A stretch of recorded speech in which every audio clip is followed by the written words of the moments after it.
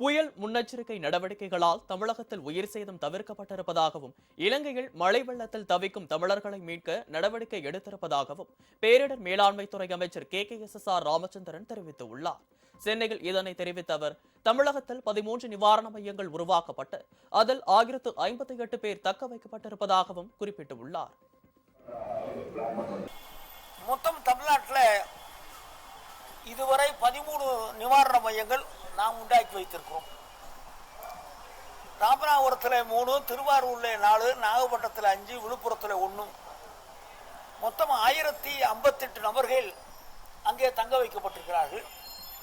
அவர்களுக்கு வேண்டிய உணவு, படுக்கிற வசதி, குழந்தைகளுக்கு பால் போன்றவையெல்லாம் சரியான முறையில் அங்கே இருக்கிற அதிகாரிகள் கொடுத்து கொண்டிருக்கிறார்கள். இல்லை, சென்னையில் இருக்க அதிகாரிகள் அந்தந்த ஜோனில் பிரித்து விட்டுருக்காங்க. அந்தந்த IAS ஆஃபீஸர் அந்தந்த இடத்துல இருக்காங்க.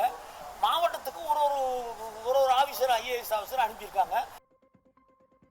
சென்னையில் கனமழை பெய்யும் என்பதால் தேவையில்லாமல் மக்கள் வெளியே செல்ல வேண்டாம் என்றும் அவர் அறிவுறுத்தினார்.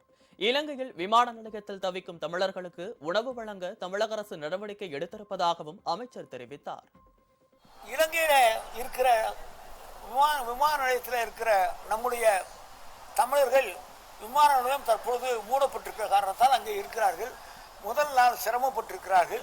பிறகு நம்முடைய அரசாங்கத்திலிருந்து, நம்முடைய உள்துறையிலிருந்து, நம்முடைய முதலமைச்சருடைய அறிவுறுத்தலின்படி சென்ட்ரலில் இருக்கிற உள்துறை அமைச்சகத்தோடு பேசி அவருக்கு வேண்டிய சாப்பாடு போன்றவையெல்லாம் கொடுக்க சொல்லி அவருக்கு வேண்டிய வசதியோ முடிந்த அளவிற்கு எவ்வளோ வசதி செய்து கொடுக்க முடியுமோ அந்த வசதியை செய்து கொடுத்துருக்கிறோம்.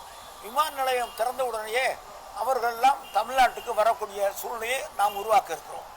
மத்திய அரசிடம் உடனே கேட்டது என்னென்னா, சிலோனில் இருக்கிற இலங்கையில் இருக்கிற நம்முடைய ஆட்களை இங்கே கொண்டு